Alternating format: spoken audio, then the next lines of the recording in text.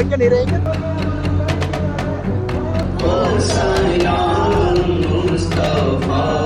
सरकार मुदाखलत करेगी तो हमें बिल्कुल बर्दाश्त नहीं होगा। वक्फ संशोधन बिल के संसद में पास होते ही देश भर में इसके खिलाफ विरोध प्रदर्शन शुरू हो गया है।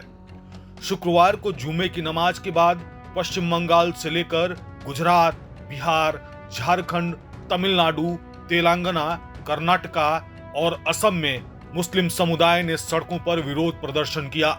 इसमें बच्चे और महिलाएं भी शामिल थे। उत्तर प्रदेश के सभी 75 जिलों को पुलिस ने हाई अलर्ट पर रखा है। फ्लैग मार्च जारी है। लखनऊ में दरगाहों और मस्जिदों की ड्रोन से निगरानी की जा रही है।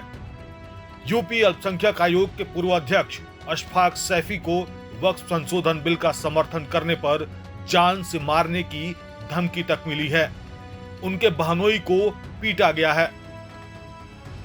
आपको बता दें कि गुजरात के अहमदाबाद में सैकड़ों की संख्या में मुस्लिम समुदाय के लोग सड़कों पर उतरे। उनके पोस्टर बैनर पर वक्फ बिल वापस लो और रिजेक्ट यूसीसी जैसे स्लोगन लिखे हुए थे।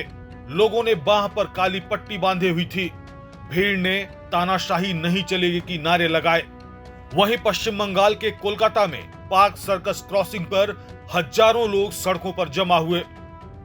यहां भी वक्फ बिल रिजेक्ट के बैनर पोस्टर लिए लोग विरोध प्रदर्शन कर रहे थे।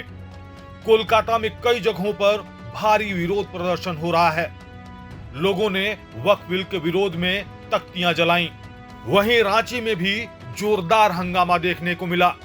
लोगों ने कहा कि वक्फ बिल देश के लिए सही नहीं है, मुस्लिम समुदाय के लिए सही नहीं है। बिहार में भी बिल के विरोध में लोग सड़कों पर उतरे। तमिलनाडु में एक्टर विजय की पार्टी के कार्यकर्ताओं ने भी बिल के विरोध में जोरदार प्रदर्शन किया। अल्लाह के रसूल की रणनीति थी कि जालिमों के खिलाफ हम लोगों को जंग करना है, लेकिन इस बार जंग करने का तरीका हमारा कानूनी दायरे में होगा।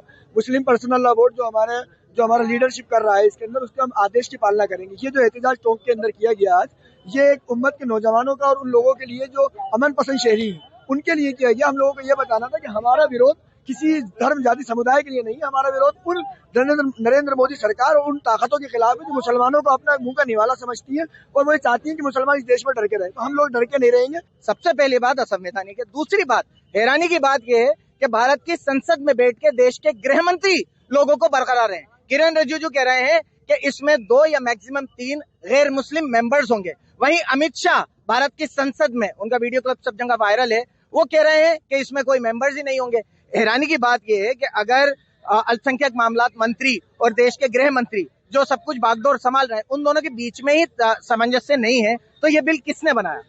वो जो सेकुलर हैं इस देश के, जो इस देश में, इस मुल्क में अमन अमान चाहते हैं, वो सब मुस्लिम के जो हकों को मार रही है बीजेपी सरकार, ये संघ परिवार, उसके खिलाफ है। जैसा कि आपने देखा कि लोकसभा के अंदर भी कितने ही सांसदों ने कांग्रेस के हैं और जो भी इस दर्द को रखते हैं, मुसलमानों के दर्द को रखते हैं, उन्होंने अपनी अपनी बात रखी और पुरजोर तरीके से रखी।